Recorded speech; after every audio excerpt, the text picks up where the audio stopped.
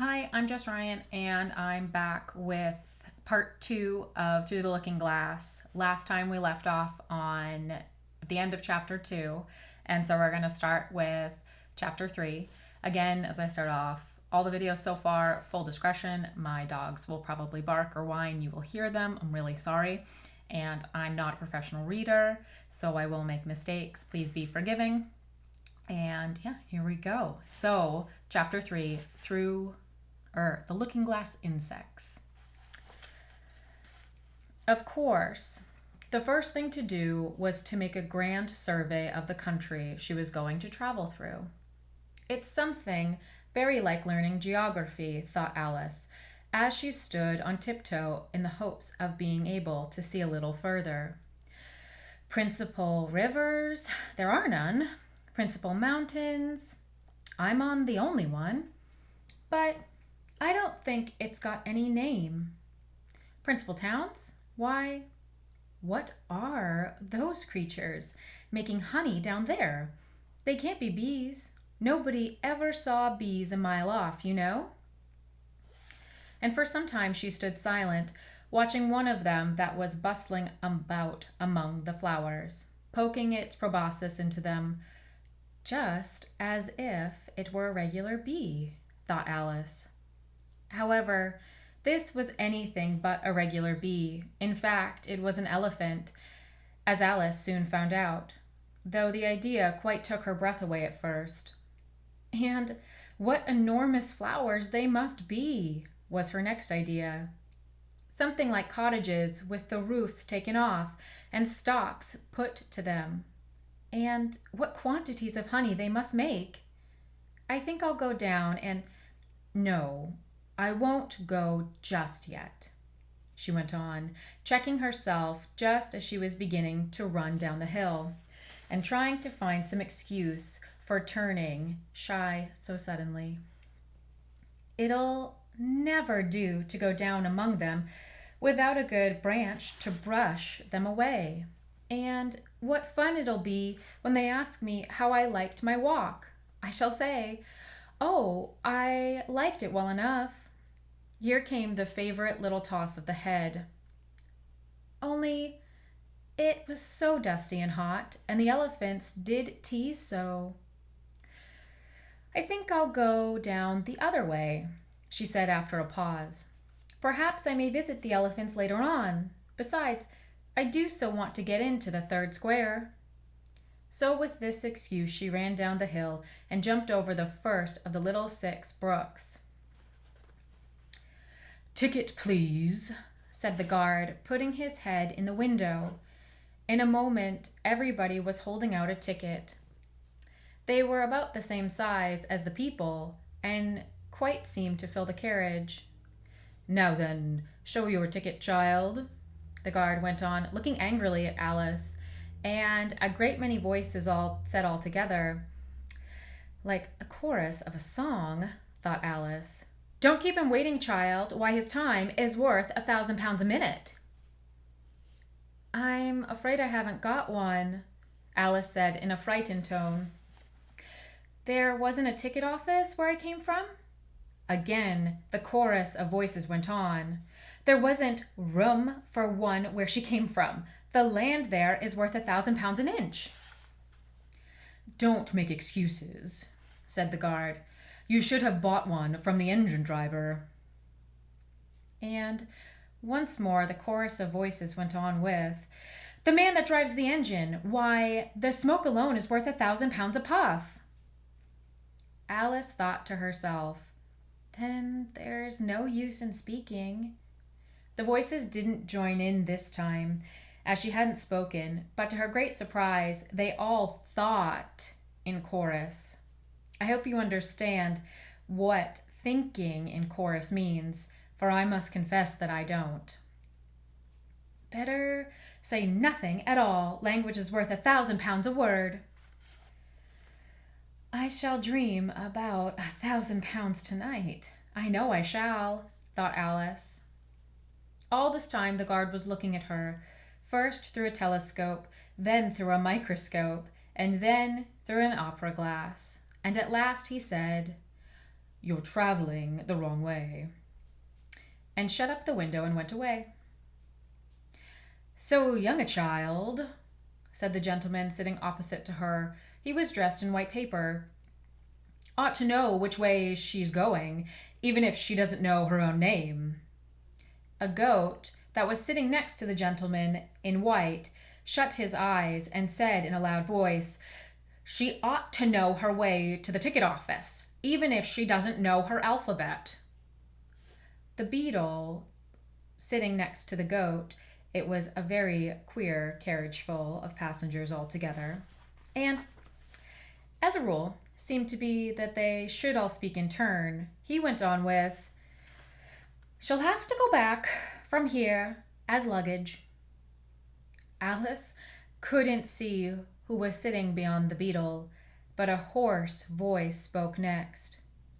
"Change engines," it said, and there it choked and was obliged to leave off.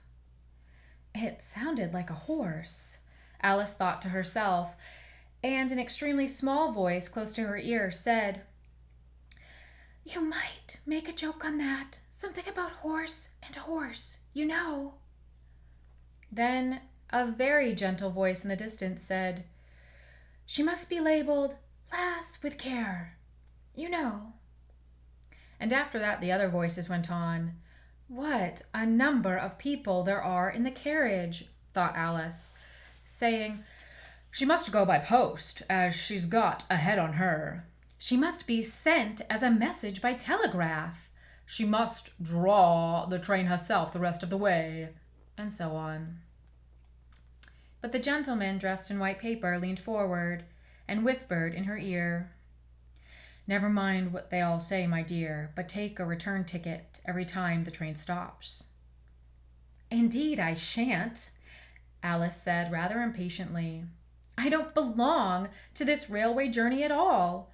I was just in a wood just now, and I wish I could get back there."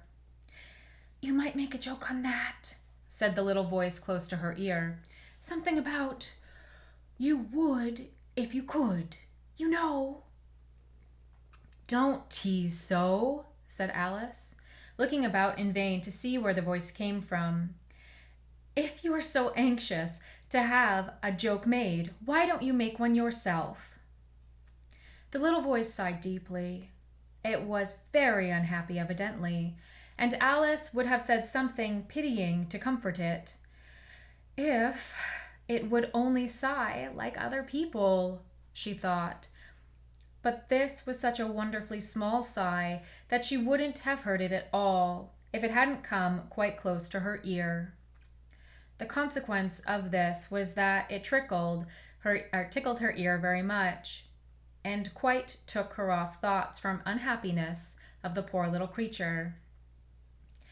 "I know you are a friend," the little voice went on, "a dear friend, an old friend, and you won't hurt me, though I am an insect." "What kind of insect?" Alice inquired a little anxiously. What she really wanted to know was whether it could sting or not. But she thought this wouldn't be quite a civil question to ask. "What, then you don't?" the little voice began. But it was drowned by a shrill scream of the engine, and everybody jumped up in alarm, Alice among the rest. The horse, who had put his head out of the window, quietly drew it in and said, "It's only a brook we have to jump over." Everybody seemed satisfied with this, though Alice felt a little nervous at the idea of trains jumping at all. "However, it'll take us into the fourth square. Yeah, that's some comfort," she said to herself. In another moment she felt the carriage rise straight up into the air, and in her fright she caught at the thing nearest to her hand, which happened to be the goat's beard. But the beard seemed to melt away as she touched it, and she found herself sitting quietly under a tree, while the gnat, for that was the insect she had been talking to, was balancing itself on a twig just over her head and fanning her with its wings. It was certainly a very large gnat. About the size of a chicken, Alice thought. Still, she couldn't feel nervous with it. After they had been talking together so long. "Then you don't like all insects," the gnat went on, as quietly as if nothing had happened. "I like them when they can talk," Alice said. "None of them ever talk where I come from." "What sort of insects do you rejoice in where you come from?" the gnat inquired. "I don't rejoice in insects at all," explained Alice, "but I'm rather afraid of them, at least the large kinds, because I can tell you the names of some of them." "Of course. They answer to their names?" the gnat remarked carelessly. "No use to them," said Alice, "but it's useful to the people that name them, I suppose. If not, why do things have names at all?" "I can't say," the gnat replied. "Further on, in the wood down there, they've got no names. However, go on with your list of insects. You're wasting time." "Well, there's the horsefly," Alice began, counting off the names on her fingers. "All right," said the gnat. "Halfway up that bush, you'll see a rocking horsefly if you look. It's made entirely of wood. It gets about by swinging itself from branch to branch." "What does it live on?" asked Alice with great curiosity. "Sap and sawdust," said the gnat. "Go on with the list." Alice looked at the rocking horsefly with great interest and made up her mind that it must have been just repainted. It looked so bright and sticky, and then she went on. "And there's the dragonfly?" "Look on the branch above your head," said the gnat, "and there you'll find a snap-dragonfly. Its body is made of plum pudding, its wings of holly leaves, and its head is a raisin burning in brandy."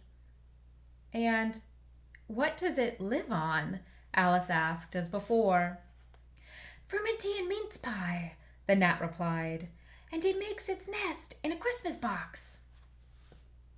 "And then there's the butterfly," Alice went on, after she had taken a good look at the insect with its head on fire, and had thought to herself, "I wonder if that's the reason insects are so fond of flying into candles, because they want to turn into snapdragonflies."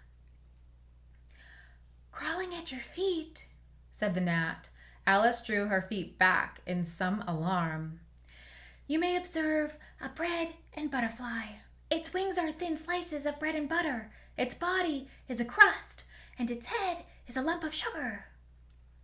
"And what does it live on?" "Weak tea with cream in it." A new difficulty came into Alice's head. "Supposing it couldn't find any?" she suggested. "Then it would die, of course." "But that must happen very often," Alice remarked thoughtfully. "It always happens," said the gnat. After this, Alice was silent for a minute or two, pondering. The gnat amused itself meanwhile by humming.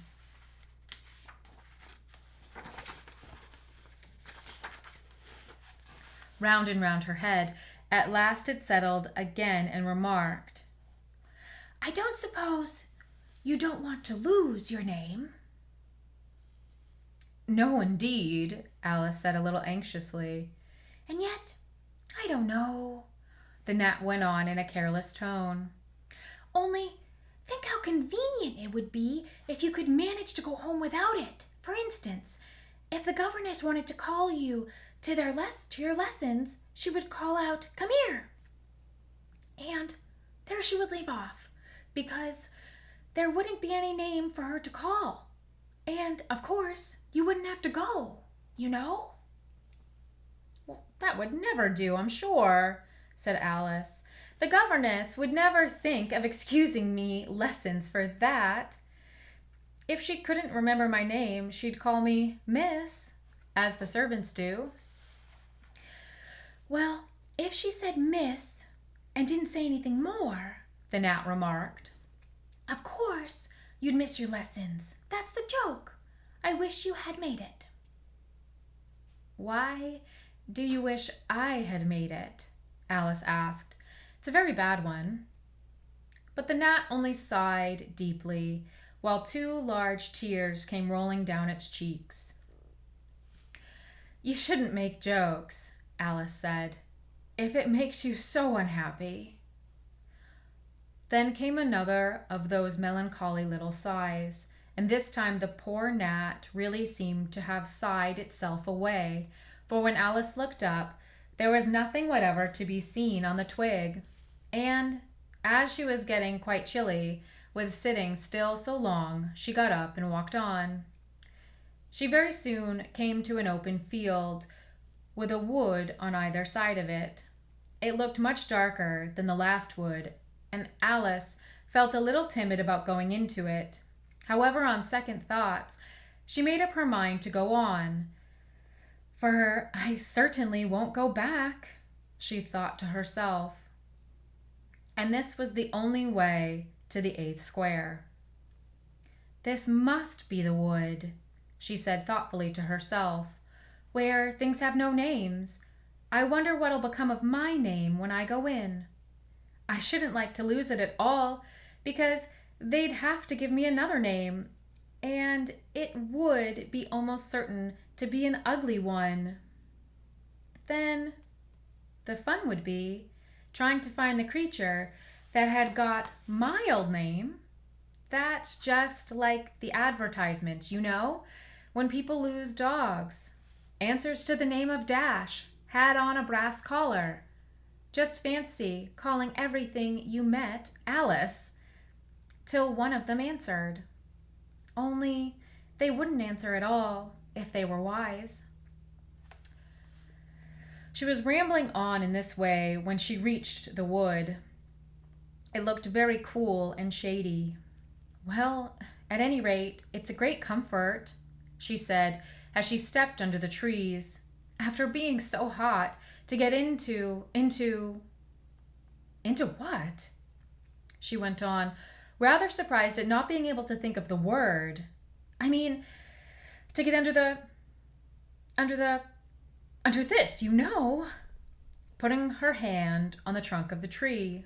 What does it call itself, I wonder? I do believe it's got no name. Why, to be sure it hasn't. She stood silent for a minute, thinking.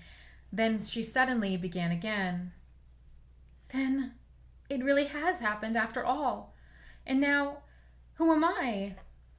I will remember, if I can. I'm determined to do it. But being determined didn't help her much. All she could say, after a great deal of puzzling, was, L. I know it begins with L. Just then a fawn came wandering by. It looked at Alice with its large, gentle eyes, but it didn't seem at all frightened. Here then, Alice said, as she held out her hand and tried to stroke it, but it only started back a little, and then stood looking at her again. What do you call yourself? The fawn said at last. Such a soft, sweet voice it had. I wish I knew, thought Alice. She answered rather sadly. Nothing, just now. Think again, it said. That won't do. Alice thought, but nothing came of it. Please, would you tell me what you call yourself? She said timidly. I think that might help a little. I'll tell you, if you'll come a little further on, the fawn said. I can't remember here. So they walked on together through the wood, Alice with her arms clasped lovingly round the soft neck of the fawn, till they came out into another open field, and here the fawn gave a sudden bound into the air and shook itself free from Alice's arms. I'm a fawn, it cried out in a voice of delight. and dear me, you're a human child. A sudden look of alarm came into its beautiful brown eyes, and in another moment it had darted away at full speed. Alice stood looking after it, almost ready to cry with vexation at having lost her dear little fellow traveler so suddenly. "However, I know my name now," she said. "That's some comfort. Alice, Alice. I won't forget it again. And now, which of these finger posts ought I to follow, I wonder?" It was not a very difficult question to answer, as there was only one road through the wood, and the 2 finger posts both pointed along it. "I'll settle it," Alice said to herself, "when the road divides and they point in different ways." But this did not seem likely to happen.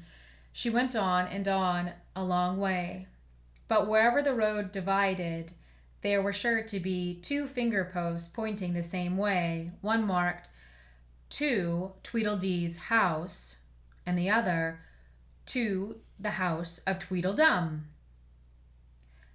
"I do believe," said Alice at last, "that they live in the same house. I wonder I never thought of that before. But I can't stay there long. I'll just call and say, 'How do you do?' and ask them the way out of the wood. If I could only get to the 8th square before it gets dark." She wandered on, talking to herself as she went, till, on turning a sharp corner, she came upon 2 fat little men so suddenly that she could not help starting back, but in another moment she recovered herself, feeling sure that they must be... Chapter 4. Tweedledum and Tweedledee. They were standing under a tree, each with an arm round the other's neck, and Alice knew which was which in a moment, because one of them had "dum" embroidered on his collar, and the other had "dee."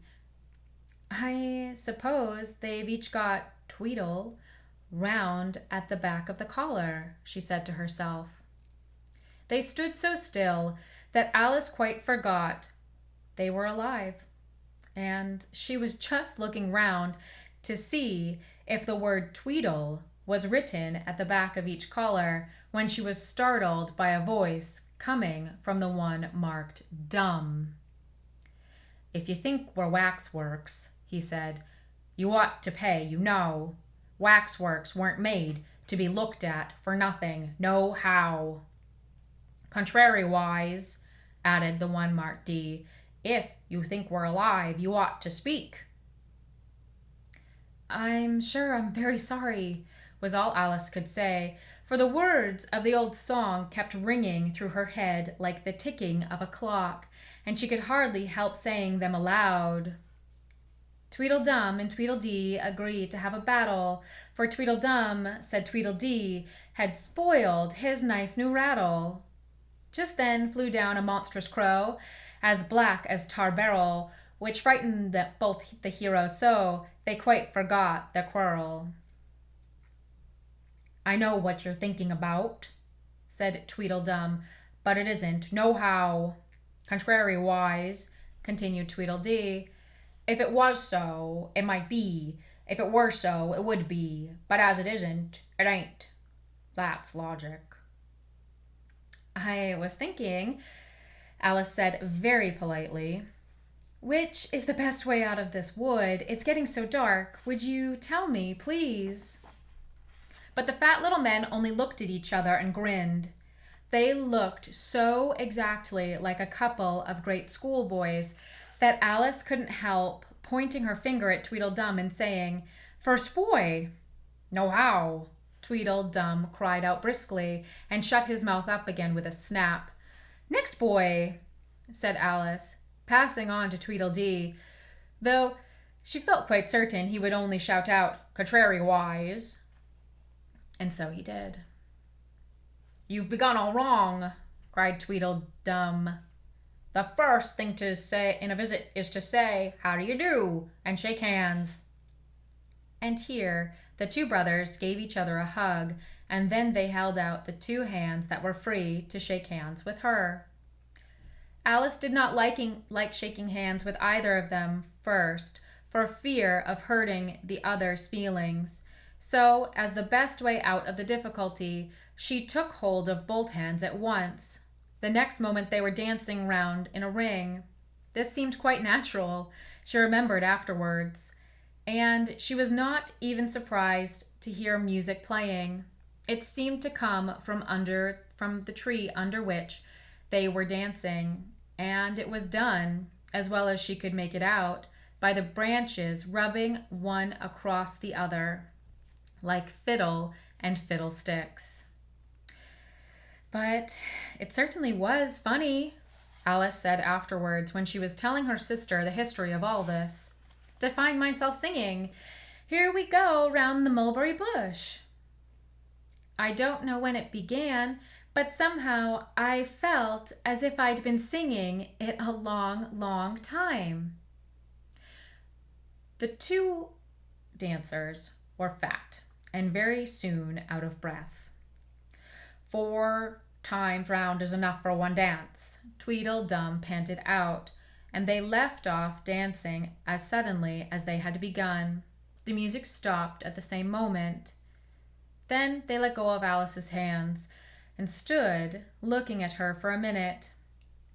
There was a rather awkward pause, as Alice didn't know how to begin a conversation with people she had just been dancing with.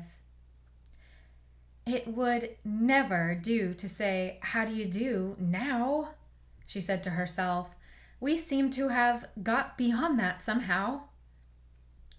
"I hope you're not much tired," she said at last. "Nohow, and thank you very much for asking," said Tweedledum. "So much obliged," added Tweedledee. "You like poetry?" "Yes, pretty well. Some poetry," Alice said doubtfully. "Would you tell me which road leads out of the wood?" "What shall I repeat to her?" said Tweedledee, looking round at Tweedledum with great solemn eyes and not noticing Alice's question.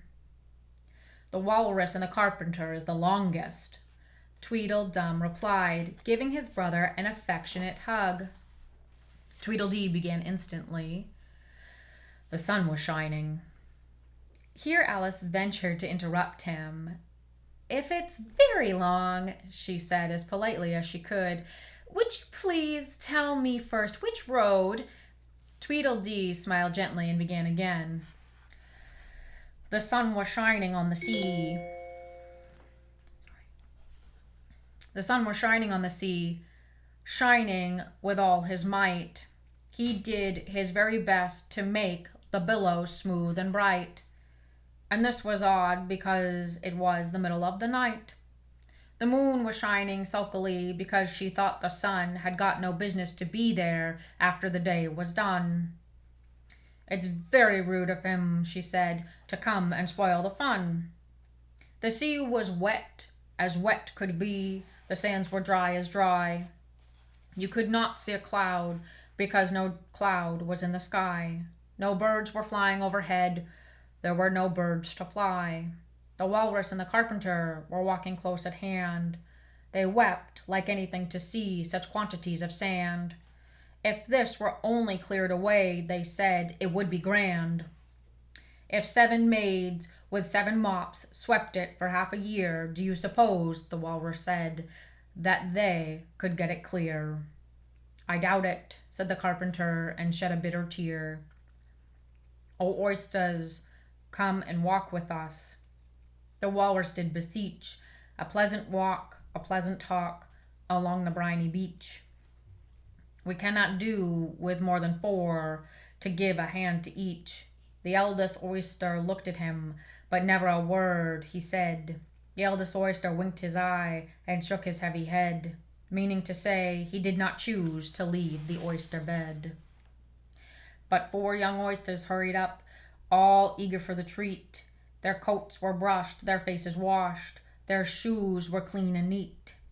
And this was odd because, they hadn't any feet. 4 other oysters followed them, and yet another 4, and thick and fast they came at last, and more and more and more, all hopping through the frothy waves and scrambling to the shore. The walrus and the carpenter walked on a mile or so, and then they rested on a rock conveniently low, and all the little oysters stood and waited in a row. The time has come, the walrus said, to talk of many things, of shoes and ships and sealing wax, of cabbages and kings, and why the sea is boiling hot, and whether pigs have wings. But wait a bit, the oysters cried, before we have our chat. For some of us are out of breath, and all of us are fat. No hurry, said the carpenter. They thanked him much for that. A loaf of bread, the walrus said, is what we chiefly need, and pepper and vinegar besides are very good indeed. Now if only you're ready, oysters dear, we can begin to feed. But not on us, the oysters cried, turning a little blue. After such kindness, that would be a dismal thing to do. The night was fine, the walrus said. Do you admire the view? It was so kind of you to come, and you are very nice, the carpenter said, but cut us another slice. I wish you were not quite so deaf. I've had to ask you twice. It seems a shame, the walrus said, to play them such a trick, after we've brought them out so far and made them trot so quick. The carpenter said nothing, but the butter spread too thick. I weep for you, the walrus said. I deeply sympathize. With sobs and tears he sorted out those of the largest size. Holding his pocket handkerchief before his streaming eyes, "O oysters," said the carpenter, "you've had a pleasant run. Shall we be trotting home again?" But answer came there none, and this was scarcely odd, because they'd eaten every one. "I like the walrus best," said Alice, "because you see he was a little sorry for the poor oysters." "He ate more than the carpenter, though," said Tweedledee. "You see, he held his handkerchief in front of him, so that the carpenter couldn't count how many he took contrariwise." "That was mean," said Alice indignantly. "Then I like the carpenter best, if he didn't eat so many as the walrus." "But he ate as many as he could get," said Tweedledum. This was a puzzler. After a pause, Alice began. "Well, they were both very unpleasant characters." Here she checked herself in some alarm at hearing something that sounded to her like the puffing of a large steam engine in the wood near them, though she feared it was more likely to be a wild beast. "Are there any lions or tigers about here?" she asked timidly. "It's only the Red King snoring," said Tweedledee. "Come and look at him," the brothers cried, and they took each one of Alice's hands and led her up to where the king was sleeping. "Isn't he a lovely sight?" said Tweedledum. Alice couldn't say that he was.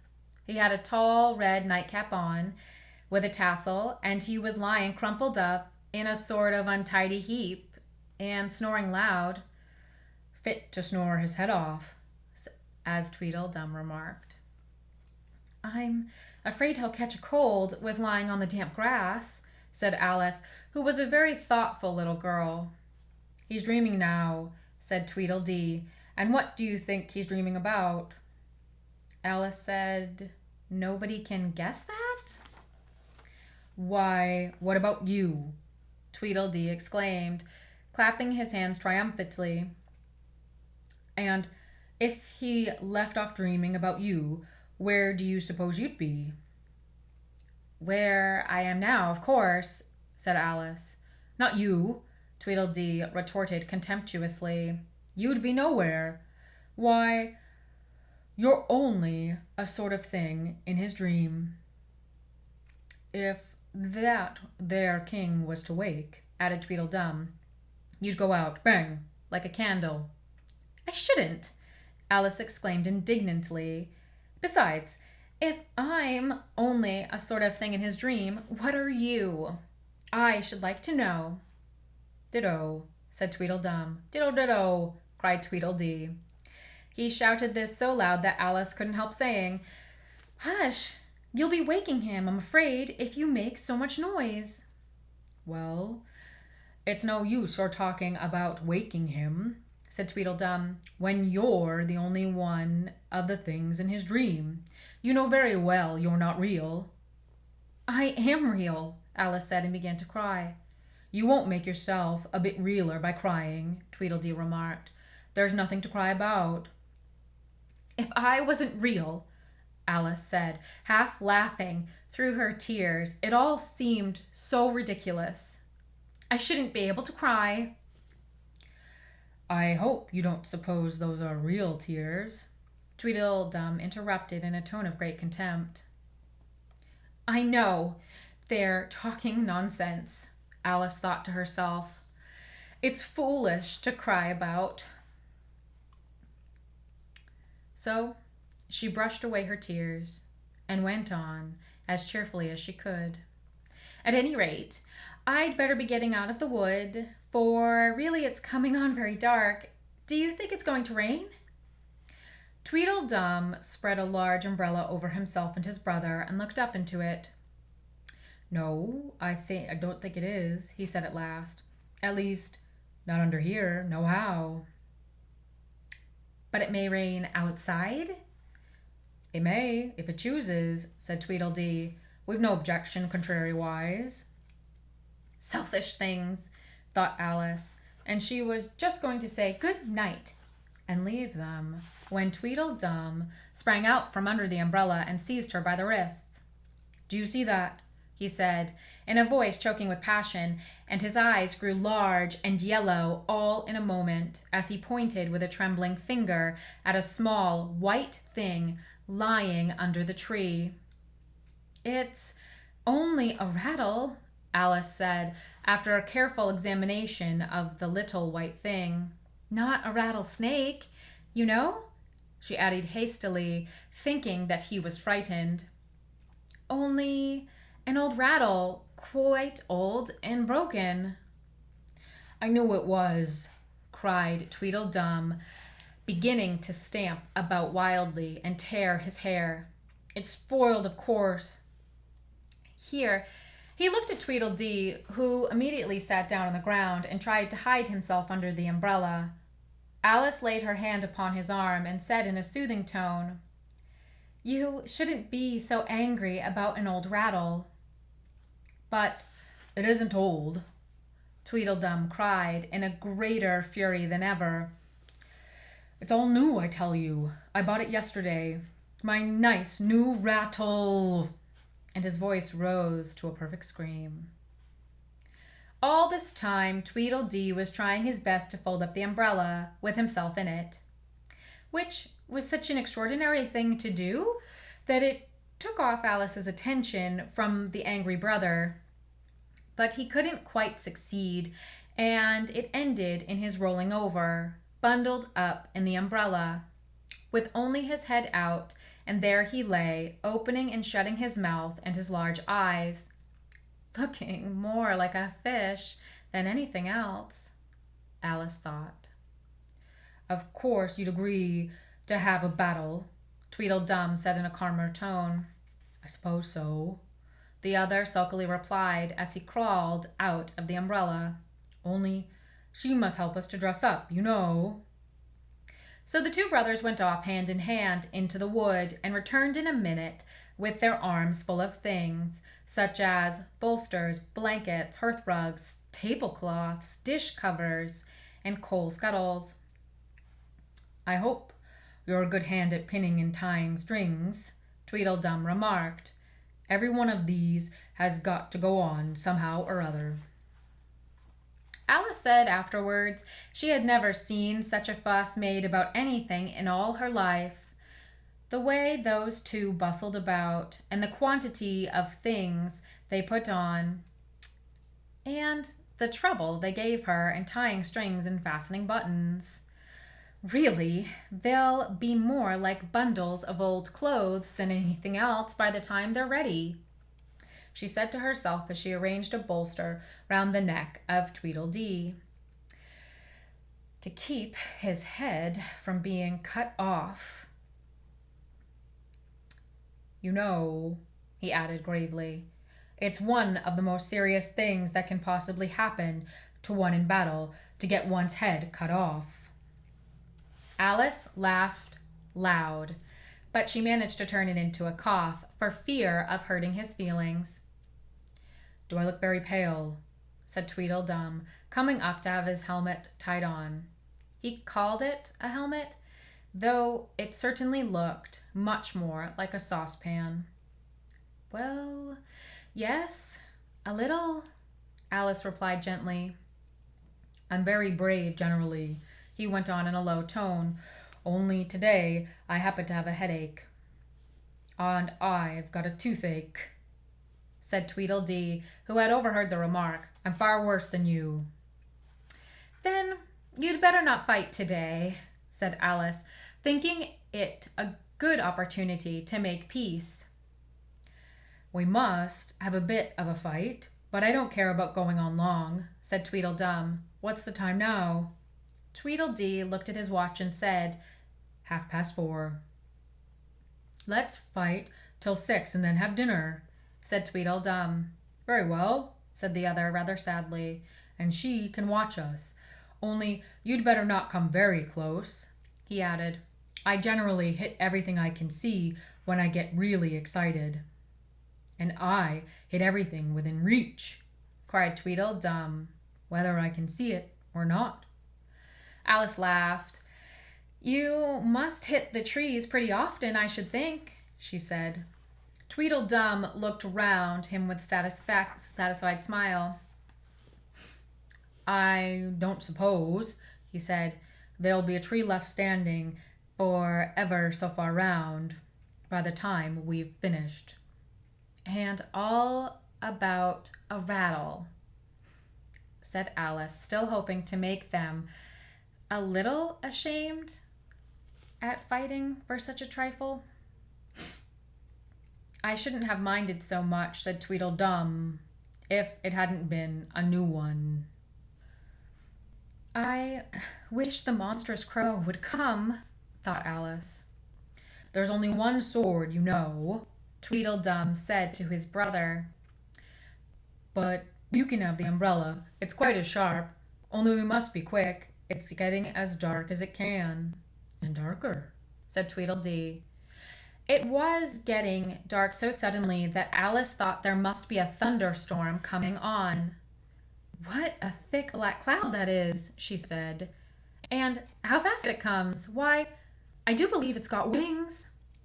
It's the crow, cried Tweedledum, out in a shrill voice of alarm, and the two brothers took to their heels and were out of sight in a moment. Alice ran a little way into the wood and stopped under a large tree. It can never get at me in here, she thought. It's far too large to squeeze itself in among the trees, but I wish it wouldn't flap its wings so. It makes quite a hurricane in the wood. Here's somebody's shawl being blown away. Chapter 5. Wool and Water. She caught the shawl as she spoke and looked about for the owner. In another moment the White Queen came running wildly through the wood, with both arms stretched out wide as if she were flying, and Alice very civilly went to meet her with the shawl. I'm very glad I happened to be in the way, Alice said as she helped her to put on her shawl again. The White Queen only looked at her in a helpless, frightened sort of way and kept repeating something in a whisper to herself that sounded like bread and butter, bread and butter. And Alice felt if there was a way to be any conversation at all, she must manage it herself. So She began rather timidly. Am I addressing the White Queen? Well, yes, if you call that addressing, the Queen said. It isn't my notion of the thing at all. Alice thought it would never do to have an argument at the very beginning of their conversation, so she smiled and said, If your Majesty will only tell me the right way to begin, I'll do it as soon as I can. But I don't want it done at all, groaned the poor Queen. I've been addressing myself for the last 2 hours. It would have been better, as it seemed to Alice, if she had got someone else to dress her. She was so dreadfully untidy. Everything's crooked, Alice thought to herself, and she's all over pins. May I put your shawl straight for you? She added out loud. I don't know what's the matter with it, the Queen said in a melancholy voice. It's out of temper, I think. I've pinned it here, I've pinned it there, but there's no pleasing it. It can't go straight, you know, if you pin it all on one side, Alice said, as she gently put it right for her. And, dear me, what a state your hair is in. The brush has got entangled in it, the Queen said with a sigh. And I lost the comb yesterday. Alice carefully released the brush and did her best to get the hair into order. Come, you look rather better now, she said, after altering most of the pins. But really, you should have a lady's maid. I'm sure I'll take you with pleasure, the Queen said. 2 pence a week and jam every other day. Alice couldn't help laughing as she said, I don't want you to hire me, and I don't care for jam. It's very good jam, the Queen said. Well, I don't want any today, at any rate. You couldn't have it if you did want it, the Queen said. The rule is jam tomorrow and jam yesterday, but never jam today. It must come sometime to jam today, Alice objected. No, it can't, said the Queen. It's jam every other day. Today isn't any other day, you know. I don't understand you, said Alice. It's dreadfully confusing. That's the effect of living backwards, the Queen said kindly. It always makes one a little giddy at first. Living backwards? Alice repeated in great astonishment. I've never heard of such a thing. But there's one great advantage in it, that one's memory works both ways. I'm sure mine only works one way, Alice remarked. I can't remember things before they happen. It's a poor sort of memory that only works backwards, the Queen remarked. What sorts of things do you remember best? Alice ventured to ask. Oh, things that happened the week after next, the Queen replied in a careless tone. For instance, now, she went on, sticking a large piece of plaster on her finger as she spoke. There's the King's messenger. He's in prison now, being punished, and the trial doesn't even begin till next Wednesday. And of course the crime comes last of all. Suppose he never commits the crime, said Alice. That would be better, wouldn't it? The Queen said, as she bound the plaster round her finger with a bit of ribbon. Alice felt there was no denying that. Of course, it would be all the better, she said, but it wouldn't be all the better his being punished. You're wrong there, at any rate, said the Queen. Were you ever punished? Only for faults, said Alice. And You were all the better for it, I know, the Queen said triumphantly. Yes, but then I had done the things I was punished for, said Alice. That makes all the difference. But if you hadn't done them, the Queen said, that would have been better still, better and better and better. Her voice went higher with each better, till it got to quite a squeak at last.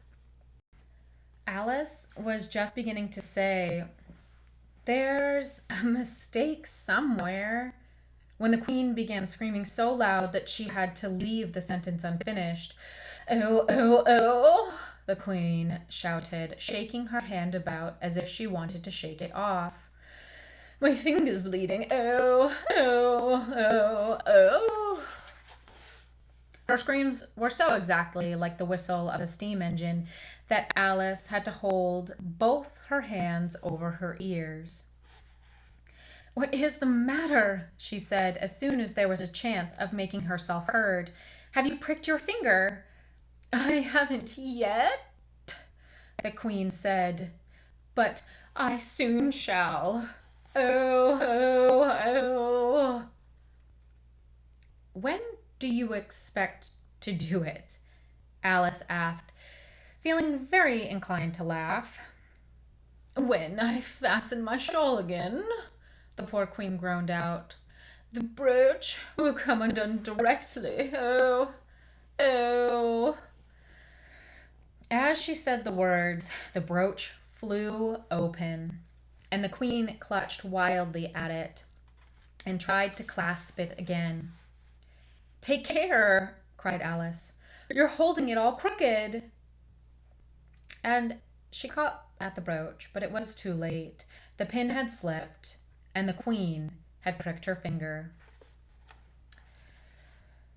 That accounts for the bleeding, you see, she said to Alice with a smile.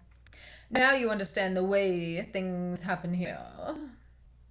But why don't you scream now? Alice asked, holding her hands ready to put over her ears again. Why, I've done all the screaming already, said the Queen. What would be the good of having it all over again? By this time, it was getting light. The crow must have flown away, I think, said Alice. I'm so glad it's done. I thought it was the night coming on. I wish I could manage to be glad, the Queen said. Only I can never remember the rule. You must be very happy living in this wood and being glad whenever you like.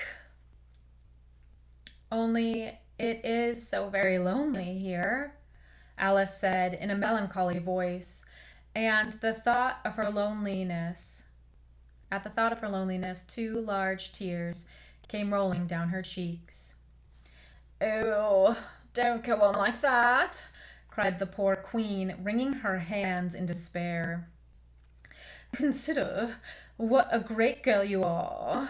Consider what a long way you've come today. Consider what o'clock it is. Consider anything. Only don't cry.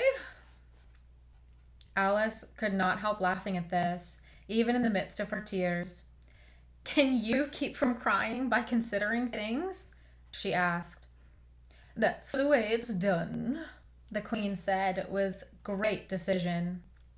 Nobody can do 2 things at once, you know. Let's consider your age to begin with. How old are you? I'm 7.5 exactly. You needn't say exactually, the Queen remarked. I can believe it without that. Now, I'll give you something to believe.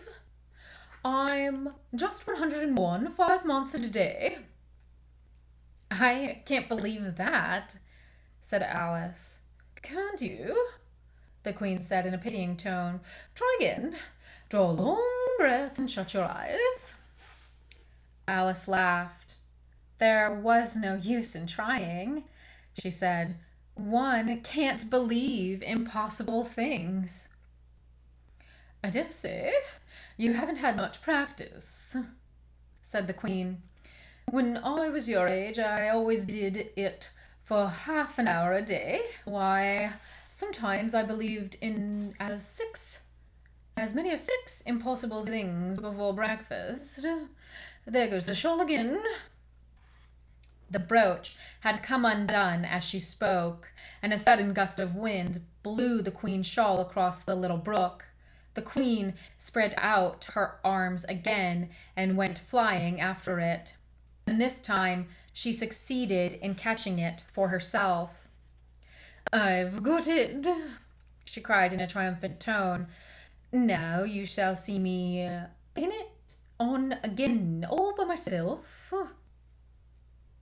Then I hope your finger is better now, Alice said very politely as she crossed the little brook after the Queen. Oh, much better, cried the Queen, her voice rising into a squeak as she went on. Much better, better, better, better. The last word ended in a long bleat, so like a sheep that Alice quite started. She looked at the Queen, who seemed to have suddenly wrapped herself up in wool. Alice rubbed her eyes and looked again. She couldn't make out what had happened at all. Was she in a shop? And was it really a sheep that was sitting on the other side of the counter? Rubbed as she would, she could make nothing more of it. She was in a little dark shop, leaning with her elbows on the counter, and opposite to her was an old sheep, sitting in an armchair knitting, and every now and then leaving off to look at her through a great pair of spectacles. What is it you want to buy? The sheep said at last, looking up for a moment from her knitting. I don't quite know yet, Alice said very gently. I should like to look all round me first, if I might. You may look in front of you, on both sides, if you like, said the sheep.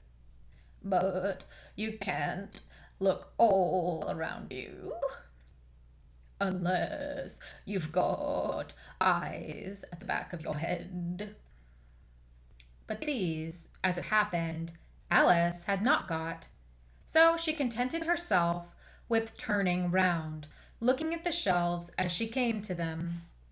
The shop seemed to be full of all manner of curious things, but the oddest part of it all was that whenever she looked hard at any shelf to make out exactly what it had on it, that particular shelf was always quite empty, though the others round it were crowded as full as they could hold.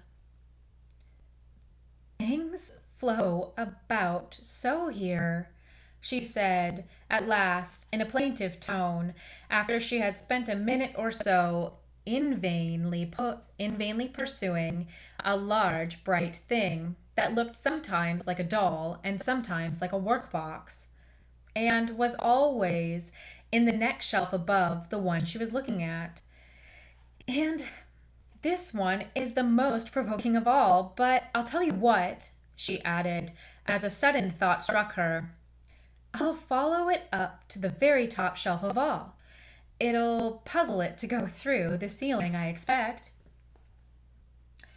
But even this plan failed. The thing went through the ceiling as quietly as possible, as if it were quite used to it. Are you a child or a teetotum? The sheep said, as she took up another pair of needles. You'll make me giddy soon, if you go on turning round like that. She was now working with 14 pairs at once, and Alice couldn't help looking at her in great astonishment. How can she knit with so many? The puzzled child thought to herself. She gets more and more like a porcupine every minute. Can you row? The sheep asked, handing her a pair of knitting needles as she spoke. Yes, a little, but not on land, and not with needles, Alice was beginning to say, when suddenly the needles turned into oars in her hand, and she found they were in a little boat gliding among banks. So there was nothing for it but to do her best. Feather! Cried the sheep as she took up another pair of needles. This didn't sound like a remark that needed any answer, so Alice said nothing, but pulled away. There was something very queer about the water, she thought, as every now and then the oars got fast in it and would hardly come out again. Feather, feather, the sheep cried again, taking more needles. You'll be catching a crab directly. A dear little crab, thought Alice. I should like that. Didn't you hear me say feather? The sheep cried angrily, taking up quite a bunch of needles. Indeed, I did, said Alice. You've said it very often and very loud. Please, where are the crabs? In the water, of course, said the sheep, sticking some of the needles into her hair as her hands were full. Feathers, I say. Why do you say feather so often? Alice asked, at last, rather vexed. I'm not a bird. You are, said the sheep. You're a little goose. This offended Alice a little, so there was no more conversation for a minute or two while the boat glided gently along, sometimes among beds of weeds, which made the oars stick fast in the water worse than ever, and sometimes under trees, but always with the same tall river banks frowning over their heads. Oh, please, there are some scented rushes, Alice cried in a sudden transport of delight. There really are, and such beauties. You needn't say please to me about 'em, the sheep said without looking up from her knitting. I didn't put them there, and you're not going to take 'em away. No, but I meant, please, may we wait and pick some? Alice pleaded. If you don't mind stopping the boat for a minute. How am I to stop it? Said the sheep. If you leave off rowing, it'll stop itself. So the boat was left to drift down the stream as it would, till it glided gently in among the waving rushes. And then the little sleeves were carefully rolled up, and the little arms were plunged in elbow deep to get hold of the rushes a good long way down before breaking them off. And for a while, Alice forgot all about the sheep and the knitting as she bent over the side of the boat with just the ends of her tangled hair dipping in the water, while the bright, eager eyes she caught at one bunch after another of the darling scented rushes. Oh, I only hope the boat won't tipple over, she said to herself. Oh, what a lovely one! Only I couldn't quite reach it. And it certainly did seem a little provoking, almost as if it happened on purpose. She thought that though she managed to pick plenty of beautiful rushes as the boat glided by, there was always a more lovely one that she couldn't reach. The prettiest are always further, she said at last, with a sigh at the far-off rushes in growing so far off again, as, with flushed cheeks and dripping hair and hands, she scrambled back into her place and began to arrange her new-found treasures. What mattered it to her just then that the rushes had begun to fade and to lose all their sense and beauty from the very moment that she had picked them? Even real scented rushes, last only a very little while, and these, being dream rushes, melted away almost like snow as they lay in heaps at her feet. But Alice hardly noticed this. There were so many other curious things to think about. They hadn't gone much farther before the blade of one of the oars got fast in the water and wouldn't come out again. So Alex explained it afterwards.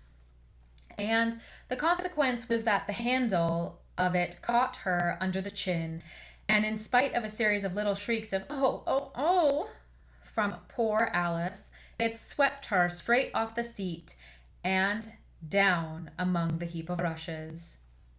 However, she wasn't a bit hurt, and was soon up again.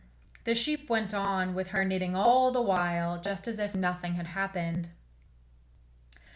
"That was a nice crab you caught," she remarked as Alice got back into her place, very much relieved to find herself still in the boat. "Was it?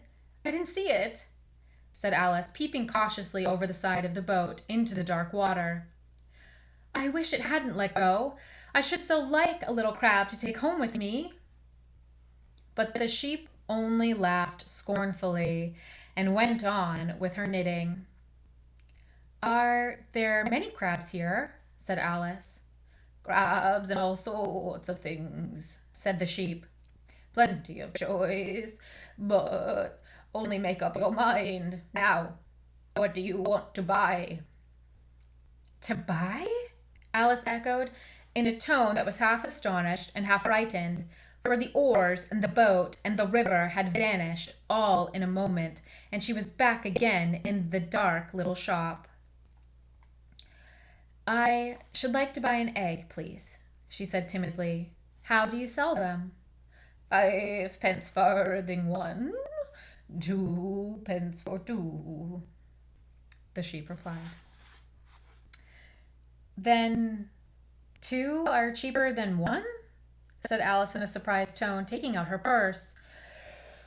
"Only you must eat them both if you buy 2, said the sheep.